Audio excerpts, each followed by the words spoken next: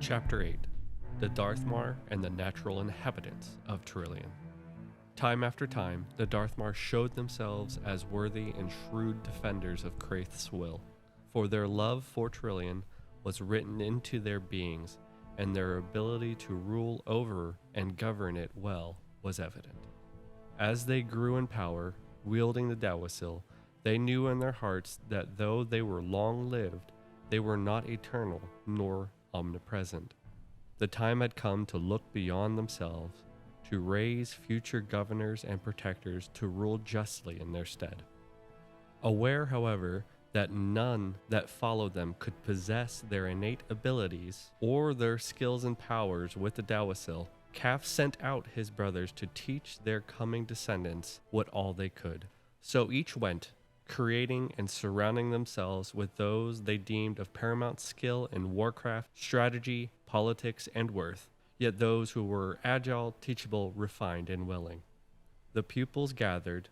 They set out living and training alongside the brothers. Each day the students became more versed in Kraith's will, and the Darthmar's ways became second nature to them. When at the end the Darthmar declared them suitable, they made their trek back to the cavities of the world, to their holy fortress, where the Darthmar ceremony would take place. Once gathered, the Darthmar took their students and each, in an esoteric technique, injected their pupils with their Darthmaric blood. This set forth a change in their bodies, and in blood and agony, their skins were sloughed away, their bodies transformed forever. Thus was born the first of the Darthma, and each had in vague appearance the passing image of their liege. Their transformation in mind and body now complete, they were sent out back to their lands to rule and respond to any threat with concise and effective means. Welcome to the Terrillian podcast, where we talk about the magnificent world of Terrillian created by our host, Ian. That's me. We are also joined today by our co-host, Chris, also our media manager and music producer, whose music you can hear playing in the background periodically. Thanks, periodically. We also have our producers, Marina and Dalton. Marina is the other half to all of our heads, and Dalton is the one who has all the tech skill with all these magic things that are around me that record my voice. Hello. Hi.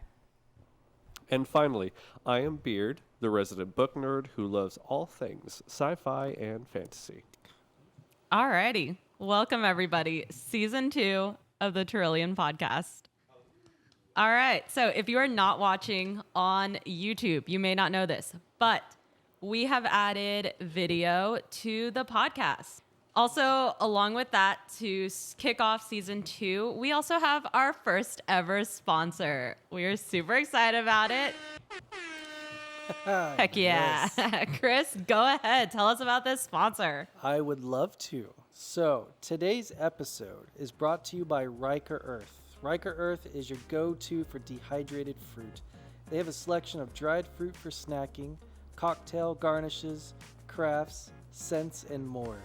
Visit their website at RikerEarth.com to see all they have to offer. For our listeners, you can use the code Terrillian10 for 10% off at checkout. That's Terrillian10 for 10% off your next order from Riker Earth. Riker Earth has gifted us pineapple chips to snack on while filming. Thank you, Ian. Thank you. I was about to say, keep in mind this is a video. Thank you, Riker Earth. All right. Okay, so we Small also print. just listened to Beard reading a little story, Chapter. Little ditty. little ditty. Chris, Okay, if these you are- want to go ahead and These are delicious. get us started, let's talk about this chapter. Yes, so thank you, Beer. That was an epic reading and a great intro to season 2. Why, thank you. Yes. All right, so Mr. Ian. Yeah. In the beginning of the reading, it was mentioned, maybe even emphasized, that the Darthmar are the defenders of Kraith's will. Will you explain more about how they know Kraith's will, or even why is it ingrained in them and their race? So they get a lot of their I guess you could say a lot of the leadership comes from Calf right out the gate. So the instruction that they get is primarily from him, but there's also that innate nature that they have. Because keep in mind, they are pieces of Kraith, so that innate nature from Kraith and Kraith's will, which would be to see Terrillian flourish, is there. So they have that constantly going for them. But again, like I said, Cap is kind of the one who's been heading everything. He's the one who's kind of the self-appointed leader of the group. Because of that, he's going to lead them. He's going to instruct them on what they need to do, and then they kind of follow out from there. Is there ever any point where they don't follow that will? Or are they all always moving as one body, one race? Well, there is a point later on where you can see what happens to them when they start, I guess you could say, falling away from the will, falling away from their, I guess you could say, their given purpose, and what they end up doing to themselves, and basically in search of trying to fill the void that was left behind. Because when they took that purpose out, they basically became hollow. So then they started doing other things to try to fill that void, which you'll see like later on, and you'll see in the sketches that we'll put online of what that ends up looking like for them. I like that. I like that concept of when they have a purpose, when they follow that will, it fills them up, right? Like that's got a lot of back meaning to it. Well, why did they stop following the will, or is that a spoiler for something in the future? I mean, it goes into later on what we talk about as far as like what happens to Calf and what happens to this, because it wouldn't be a good story if everything just stayed in harmony. So things got to go sideways at some point. So later on, things do go sideways, and that's when that little detour of following the will. Speaking of going sideways, so obviously we have written out here that they become aware of the fact that they are not eternal. Do they know that they have a biological clock that's ticking down, or is it more of like a, hey, we are not immortal, we can be killed? Like, why did they decide to start training the next generation? So as far as their race goes, they already know that there's something out there. Like they've already established that something's out there and something wants to end them. They've already seen that their bodies can take, physical punishment as far as like getting hurt. They can get hurt, they can be killed. Like they are aware of that fact. Granted, none of the original 12 have died yet, but kind of like with siblings, you see everybody slowly aging together. You're aware of the fact that you're aging. It may come slowly, but you're still aware of it. And then to top it off, like I said, something killed a being that was far more powerful than they are. So they know there's something that can kill them that's out there. That helps them stick together, stay together. Yeah. And so much as, going back to the first question Chris asked there, as to how they know what Kraith's will is, I had a bit of a mental picture of kind of the way that birds know how to fly south in the winter. Is it like that for them? It's just ingrained within them, and like just their being, and then their connection with the Dawasil is what points them in the direction that they should go? Is that? Yeah, so it's exactly like that more than anything, because you have their innate ability to rule. That's part of who they are. That's part of where they came from. And then you have Calf, which is kind of like the mother bird in that situation, who is giving them further instruction, kind of helping nurture them along in that path. So they have natural instinct on what they need to be doing, kind of like no one has to tell, well, I guess when you spank a baby when it's first born, then it knows to breathe.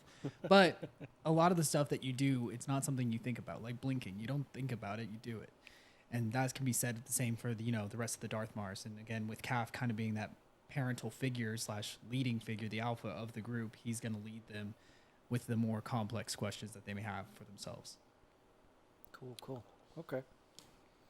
So sorry, if you got something, go for it. I was going to do my second You have something to question. say, Chris? Go ahead and do your I was second. no. Do you have wait, something to say? I will wait.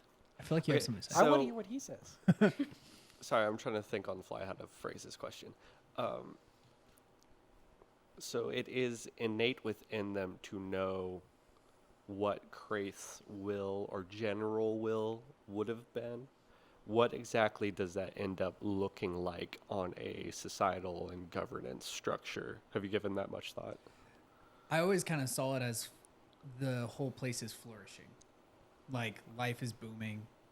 Cities are successful. There's not like any disease, plagues, or anything like that happening. Like the government, if you want to call it that, or their leadership, aka the Darthmars, like they're ruling justly. So things that people do that are transgressions obviously are dealt with. There's law enforcement. There's structure. It kind of goes from like the idea of having the old-fashioned Western thing where there's no law and order and it's all like that versus law and order where there's actual structure and people are able to create a community. So that's kind of what you're looking like, but on a much grandiose scale because you're dealing with an entire planet. Okay, so what I was trying to like slowly hint at, so the power of the Dalsil is essentially fueled by death. Mm-hmm. And so That's a big piece of it. yeah.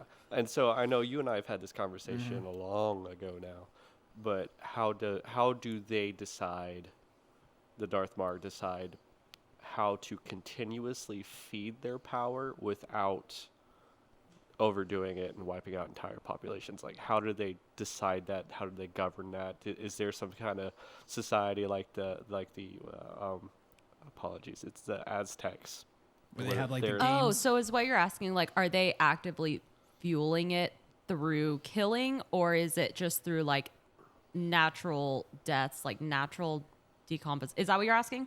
essentially, yeah. Okay. Okay, more or so the way that I always kind of had it structured was, say you have a really powerful warrior or whatever, and he gets killed, and he dies, and basically when the more powerful the person, the more of the energy that comes off of that, the more Dalsil will fill. So if it's for gameplay perspective, if it's some like tier level 1 person dying, it's not going to give the Dalsil much feedback. Versus someone who's like innately gifted, super powerful, whatever, and then they die, then there is that. So what they do is they have gladiatorial arenas where you can go in there and you play for honor and you can get killed. But things like that allow people, one, to feed the Dalsil, which helps maintain the power of the entire planet. But it allows great warriors to go in combat. And, Get the there's opportunity. exactly. Yeah. And I mean, it's very Romanesque in that respect, because I always kind of thought of it like, you remember how Rome had it with like the gladiators they usually had were slaves, but they also had professional gladiators that when they'd reach a certain point, they'd be allowed their freedom type Russell stuff. Crowe. Yeah. So you have that kind of setup, only in this case, instead of it being slaves, which I'm sure there are some slaves that go into that lineup, but instead of that being one of the main things, it would be like people who could go in there and change their entire family's life. Like they could go in there and start winning at the games. If they get good, their entire family is getting paid, and they're basically making a livelihood. Not like Jump up in class. And stuff. exactly like Yeah. it would skyrocket you in position. Okay. So it almost sounds like there's a cosmic, sorry for the comparison, but it's just the first thing to pop in mind. It sounds like there's a cosmic karma system. And the more positive karma that you have, the more upon your death you have built up within a Dalsil. Actually, that just makes me want to sit down and start thinking through just exactly how the Dalsil works a little bit more with you, because that opens up some doors.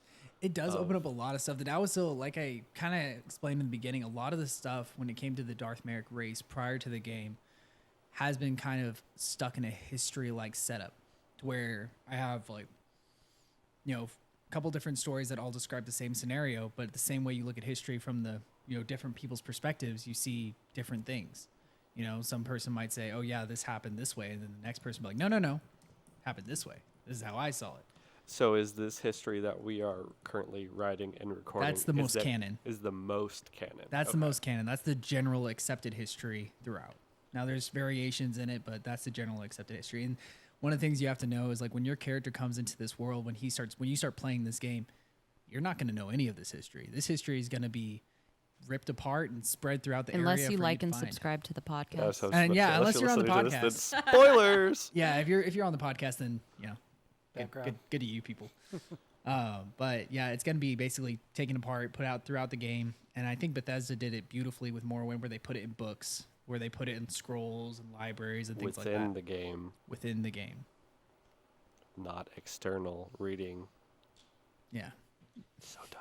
But even sorry, as- Chris. Are you question. saying not a podcast? I mean, Okay, I do have a question though. So you kind of talked about like this birds flying in a direction north, possibly. Anyways, like they just like know his will. Is it just Calf like knows his will, or is it Calf is the they one all who, do? No, Calf is the primary. They have like a sense of it, but Calf is still the primary one that directs. like a innate moral sense, Yeah. but because Calf is of the bone of Kraith, he knows in his He very knows. core He's of the his being. structure. Okay. Of makes sense. structure. Chris, you had a question I cut off like 15 minutes ago. I know. That was rude. When you start the game, as the character, do you learn this relationship about the Darthmar and how they instinctively follow Kraith's will? Like, do you learn that whole beginning part? Do you get exposed to that? Does that become part of your will too to help the planet Terrillian? I guess what I'm trying to get at is there like a connection? How does that tie into the game? Yeah. So it ties into it that, like in the standard sense of just creating a lore helps create depth, which creates immersion for the player. So it helps immerse your player when you give them layers of history behind a game. And for me, like, I love creating lore. So big part of it for me was just getting to have fun creating lore. But from a gameplay perspective, like, how do your character find out about it? And as far as like what your will of your character is, that's entirely up to you. I like that. Like, as far as a player, you can go and you could be the player who's like, I'm going to read every single book. I'm going to listen to every single thing. I'm going to go find every single piece of history. Like I did that with Morrowind. That was my big thing. I love History buff. History buff, yeah. Or if you're going to be that guy who's like, give me an axe, I'm going to kill every single person I see, and I'm somehow going to win the game. Just, smashing through people. That can be your method too. But, I mean, you lose out a lot on the history portion of it, but, different gameplay for different people. It's kind of like here in reality, you can study the French Revolution, but even if you don't, you're still going to be able to live life and experience life. But once you do, it does give you a slightly different perspective on everything. Yeah, that 100%. kind of concept. Nice. Okay. So, yeah, you will get to see that history in the game. You will get pieces of it. There's... I think that's what I'm looking for, is just making sure you get that opportunity, that exposure to really understand the background of everything. Yeah, there's one that's like, I believe it's called the Socium Pod. I think I told you about it. Yes. Yeah, I thought I talked to you about it once upon a time. It's these, so prior to certain events that transpire later on in the game, there's these creatures that literally all they do is just listen and repeat. So they have like an oral history. It's non-written. So the Socium Pod were like kind of like the libraries of the Darthmaric race. Oh, that's cool. Interesting. Yeah. Like mockingbird race. Yeah, exactly. Like you ask them any one subject, and then they'll just start dictating everything they know about said subject. If you That's ask them very crazy. specific questions, they'll give you specific answers, but it's all based on information that they were given. So again, it's history. Wow. That's a cool I concept. had a question. So it said in here, aware that none that followed them could possess their innate abilities or their skill and power with the Dalthmar. Yeah. At what point did they realize that they were like a cut above?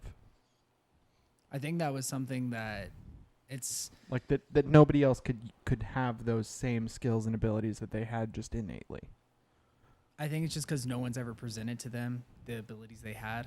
It's kind of like someone who runs super fast and people try to run next to him, but they're not keeping up and he just runs way ahead. Probably that and the combination of anyone that actually goes into the room that the Dalthmar actually, that's a in good point. and they just die. So is that what, like, the fact that they just haven't seen it before, is that what kind of gives the player hope as, like, I might have the power to be... So later on, gameplay wise, because a lot of this kind of touches on it, so just kind of referencing. But gameplay wise, you see what happens to the people who start trying to get involved with the Dalthmar indirectly, but they are trying to find a way to kind of siphon off that power. And it presents a whole bunch of interesting people and / characters that get brought into the game because of it. Do you mind? Dude. Put your face to your mic, bro, when you talk. No, because I'm gonna eat. I don't want them to hear I want to hear you. So what you're snacking. saying share is that. Riker Rutgers Earth is sliced delicious. pineapples are delicious, and you should use They really are. code Terrillian10 at checkout for 10% off. I wish we had a bag over here. I finished the one that y'all gave me earlier, and I was like, man, I really wish. You know what the great thing about Riker Earth is? What? You can share it. It's What? true. Oh my... Emotions. Can I have some? I've already eaten most of my bag. Actually, I didn't. I gave you my bag, so I barely ate anything. Never mind. I'm going to text... Here. Okay. I'm It's gonna okay. I text think we Courtney can to work it out and get some more from Riker bring in Earth. that. Okay, so Using Terrillian10 for 10% off at checkout. Plug. So kind of going off of what Dalton said there. So obviously the Darthmar are the only ones that are actually capable of like being in the presence of the physical manifestation of the Dawasil and to use it to that degree. But they wanted descendants, and as we read, they went out and found people that were of preeminent skill, worth yada yada. How exactly did they determine that those were the best people? And were any of them rotten eggs, or? Yeah. So great question, and Great one that Because absolute power corrupts. absolutely. So it is actually a really solid question. Kind of one of the things I always kind of saw as would be like, kind of like what am I thinking of? Decathlon? Edit that part or what? No. You don't have that. That's me. That's my thinking snap. That's not an edit snap. That's a thinking snap. A decathlon type of thing. So there's like a physical level to it where they're like, okay, let's see how this person does. And then there's like a mental level to it. So they also check to see if this person is both wise as well as strong. Now, keep in mind, you're dealing with, 12 different types of people. 12 different Darthmars are making these decisions to pick who they want to represent them in the future. So these Darthmas that are now Are they being made- choosing like as a collective? No, that's what I was about to lead Oh, into. sorry. No, you're good. You're good. So they're choosing individually because keep in mind when we talked about it on one of the previous podcasts, we talked about how the Darthmars actually separate from Calf and they're basically ruling the planet because they're all over stationed all over the planet. So they're really making these decisions on their own as far as who they're electing to become, their chosen people. In essence, they probably already have a form of government in their particular zones. And then they got people that they've already bonded to, trusted, and seen grow. I mean, Darthmars are fairly long-lived in comparison to the regular inhabitants who don't live as long. So they've seen some of these people grow up. So they picked the cream of their crop, and they're using that to become the Darthmas. So they're basically electing their own from their groups. Are there any bad eggs? Yeah, Nice. There are some. Do you have little stories? I got little stories. Oh, sweet. Roughly how many Darthma were there in that first batch? And was it only one batch, or did they do more after? Okay, so there's a lot because I wanted to have a lot of them left when things go south. Because I need cannon fodder, so I need people to die, and I need Darthmas to die. So I want to make sure I have plenty. So I made a lot. So what I always kind of figured was they sired a line. Now keep in mind, everything that we have to work on as far as this game goes, we're working on a planet scale. So if you think about a very big planet. a very, very big planet. So you have a Darthmar, you have the Darthmas that get summoned. Realistically speaking, 5 Darthmas are not enough to rule a planet. You got to have hundreds of these things that are set out, bound to your will, to go out there and actually impose law and order and keep everything running smoothly. So there's a lot of them, a lot. In the initial startup, I'm pretty sure they're probably making like a summoning once a year per person. So there's that physical manifestation or that physical transformation that happens after they go through that process of getting injected with the Darthmar blood, which I'm assuming you don't necessarily want to go into that, but it says that they slough away their old skins and they take on the appearances of their patron Darthmar. Are they still able to reproduce, or is it like that's it? Okay. Yeah, they don't carry the productive ability after that. They don't have. Wait, the Darthma afterwards? The Darthmars don't have reproductive ability. Oh, no, okay. I'm sorry. I'm asking about the Darthma. Oh no, After no, they no, go no, no. through Yeah, the the ceremony. Darthmas, they still have their reproductive organs, Okay. so they're still able to breed and make more. Oh, is that gonna come up Yeah, later? that's Oh. how you get. That's how you Word. get the Felice, bro. But it's just the original, the original ones. The original ones don't have the ability to breed. So the Darthmar. Darthmar. Yeah. So they are. There's a good word for it, and I just had it on the tip of my tongue. You're almost words. So my next question: Go for it. when I'm hearing, Talking to the mic. Yeah, you gotta talk. Talking You gotta in the talk. No, mic, you're talking to dude. your phone, bro. it's right here. I'm gonna touch You- it. If you can't literally- feel it tickling your beard hairs, Is your beard hair it's touching? not close enough. I'm touching the mic. There you There go. we go. When I'm hearing the culture, do you turn me off? Dude, he turned me off. I turned you down so you get closer to the mic. Oh, I'm sorry. Closer to the mic. All right, I'm hearing the culture, the passing down of their skills. It's like their legacy, right? Yep. This seems just like human nature. We want to pass things down to our children. That's why we want to have children. The whole concept to live past your lifetime by what you're passed down, right? That's how you live beyond your years, by you're passing stuff down to your children. Are there differences in how the Darthmar pass these traditions down, these skills, right? Passing down their legacy to, they're just passing this down. Is there differences from this to the human race? Is there similarities, influences? Oh, heavy similarities. I mean, it's exactly what you said. It's as far as like passing down. I mean, other than the transformation process, which is obviously, you know, that's not something we do here. We don't stab somebody with our blood and then they transform into a new thing. Apart from that, the rest of the transformation, as far as like knowledge, you know, I would say like swordplay, things like that they learn, that's all taught to them. And then once they become a Darthmar, they don't keep the same lifespan as far as like being a regular inhabitant to a Darthmar. Darthmar's lifespan is significantly increased. So it's Is it anywhere comparable to a Darthmar, or? I'd say it's up there, but I would say if you had to look at it kind of like as a Darthmar lives hypothetically 1,000 years, right? The Darthmar is going to be 500. So just chop it right in half. Like you could probably have like 20, 30 Darthmars go against one Darthmar and the Darthmar is going to win. They have children, right? Mm-hmm. You said they can reproduce. Do they lose lifespan every time they reproduce? So I'd say the blood, yeah, it kind of loses as it goes down through the line. But for the most part, the Darthmar blood is fairly dominant. So if a Darthmar interacts with a regular inhabitant, you get what they call Felice, which is a whole race of type of people that come out of the game. And then like if they breed with each other, it can get bred out of there, but it's not like...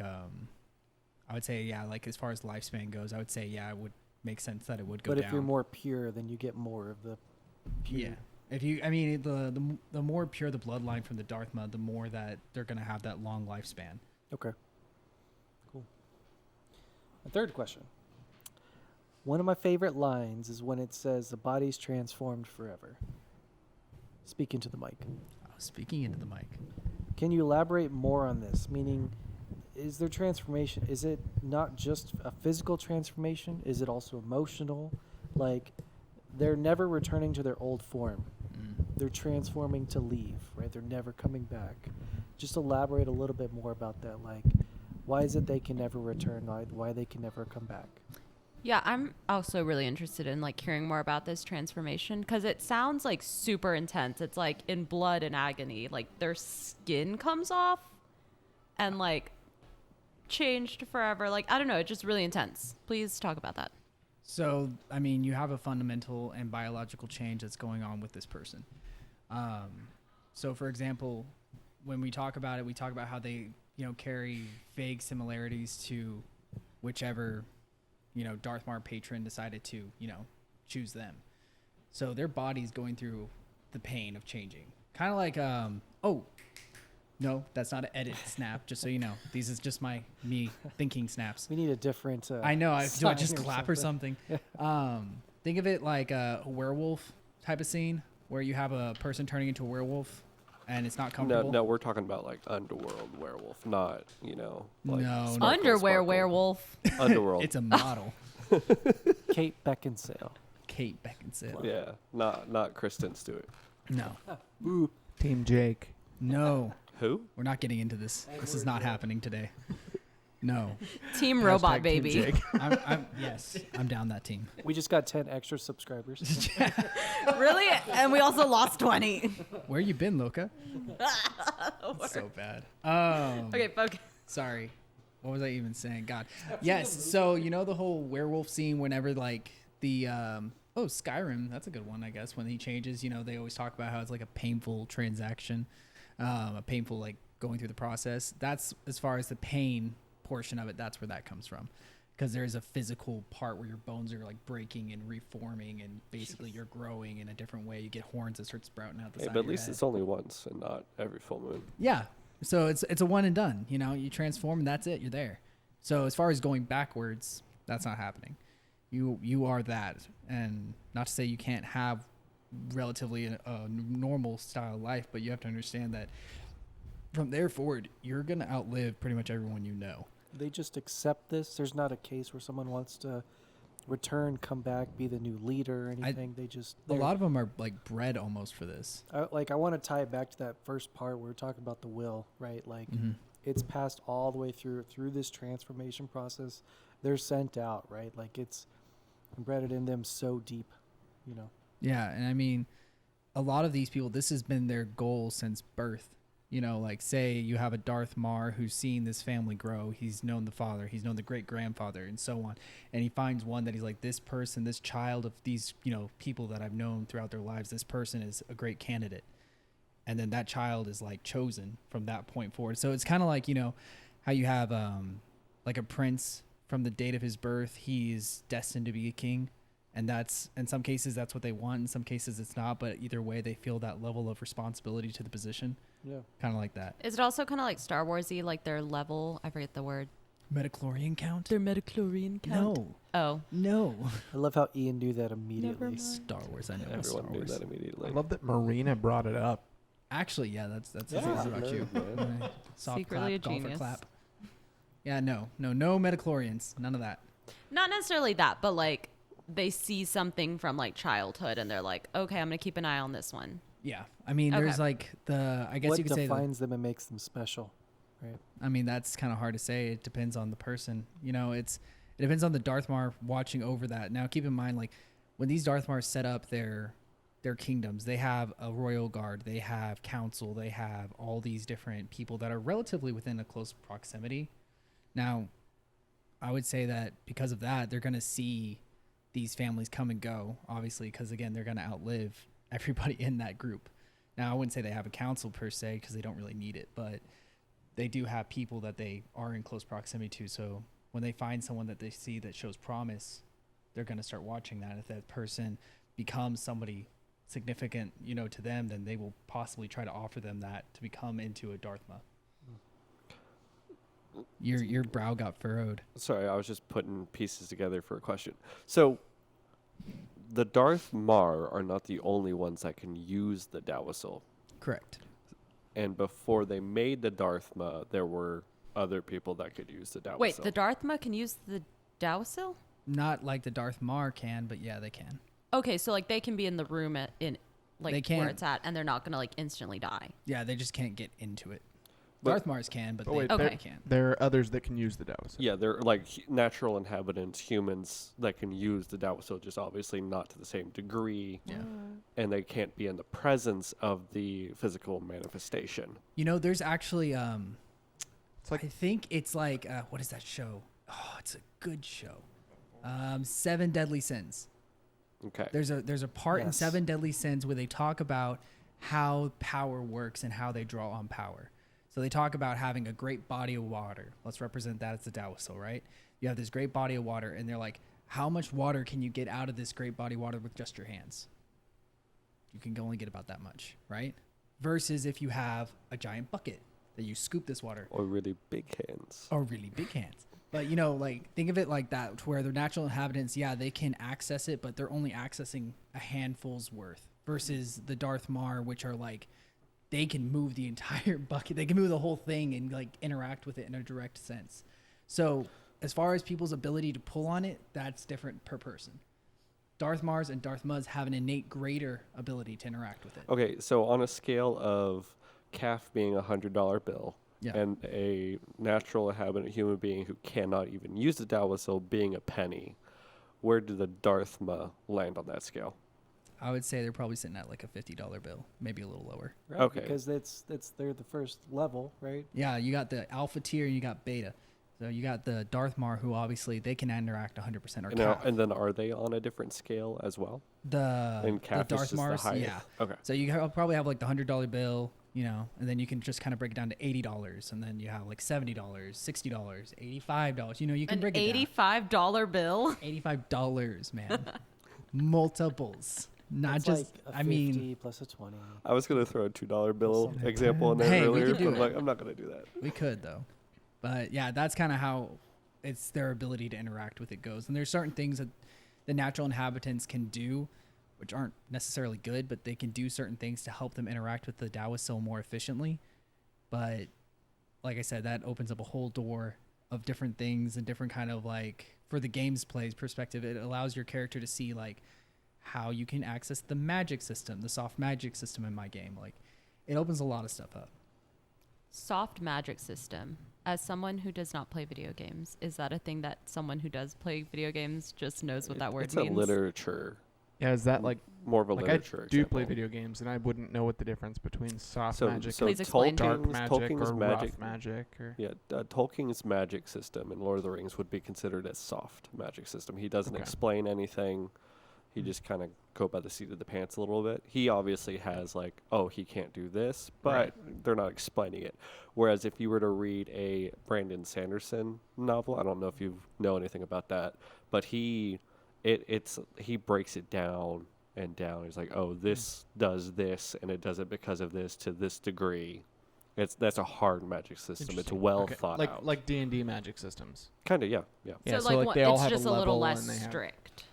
Yeah, there's less Not structure as to it. not as Oh. clearly Or just defined. less Okay. less clearly defined. Like Yeah. you don't really know what's going on, and then all of a sudden you shall not pass, and then you know. Now, when we get to the That's actual magic. game itself, it will be a little more obviously thought Yeah. out because it's Yeah. a game and you have to. But for the sake of like the story right now and the power levels that we're working with, like with the ability to create a world, obviously it's not Right. not that hard. Yeah, and as far as like the way the character interacts with the magic system, I'm making it to where magic isn't not, you're not going to just walk into a town and be like, oh, there's 10 Harry Potters over there and 15 Dumbledores over there. It's not going to be like a heavy like magic thing. If you run into someone who has the ability to utilize it, to utilize the Dawisil or utilize the magic system in my game, that person's going to be a really, really hard person to fight if you're fighting them. It's going to be somebody who's innately very Okay. powerful. It's going to Or- be a very big rarity. Or you wouldn't know in the first place. Or you right? wouldn't know in the first place, yeah. Right. But so like I it's, said, it's there's something that's a certain lot more like shrouded, like guided, or not guided. What's the word? mysterious. Gilded. Gilded. Is gilded the right word? Gilded. I'm What does thinking gilded of mean? what you do Put, to beh- horses. put, Define. I beh- don't know. put behind a sheet. Oh yeah, that's gelding. not gelded. I mean, It's a horse thing. shrouded, like gilded, meaning behind a. I mean, when we're talking about nowadays, things that are behind a subscription paywall would be I gilded. Marina, just are you- Googled the horse thing. What Why does did you that look have that to up? do with anything? What is Your happening? search history is gonna have some issues. Gilded. This is where we're talking about Riker Earth 10% discount. Terrillian 10 for 10%. Not gilded horse. Or just go to the website. We'll just give you a 10% So sorry. discount. So what you're asking is you It's okay. I don't wait, need to know what these Ian, words mean. wasn't there a physical toll on anyone who uses Dawisil in a direct manner, right? Mm-hmm. So in a way, you would be able to tell just by looking at someone that they were a wielder of the Dawisil, Depending on how they do it, yes. depending on how they do it. Okay. Yeah. So the definition of gilded is covered thinly with gold leaf or gold paint, or wealthy or privileged. So It like has nothing to do with horses. Are you So talking more of Gelding. like a secret? Is it more secretive? I wouldn't People say know it secretive. I would say more exists? forgotten. right, that's why I would say something like Okay. gilded. Like you could tell if somebody had the ability to do it and was good at it or something. So it'd be gilded in the sense that it's covered in something that is what's the word I'm looking I for? see. I get what you're putting down. I'm Yeah. trying to put this Yes. right. Valuable. Excuse my random mic noises. I'm trying to make things not. I try. Sorry, I'm trying. You're good. Did you break it? I don't know. It's just bending upwards, and it's just. It's So like what you are asking is it Good job, man. thanks words hard Yeah. sometimes difficult even Omelette du fromage. so what you're asking, are you saying that if you use the Dawisil and you do it of the means that doesn't leave a direct physical appearance that you're using it, you're just going to be obviously using it, or is it going to be like, oh, you were using the Dawisil and you can hide it? sure, yeah. You're muted. Like still. that sort Okay. like that sort of thing. Like would you be able to use it without people knowing you're using it? Yes, but it's not very nice how that happens. Oh, Yeah. dang. Foreshadowing. Foreshadowing. Gelding. Gilding.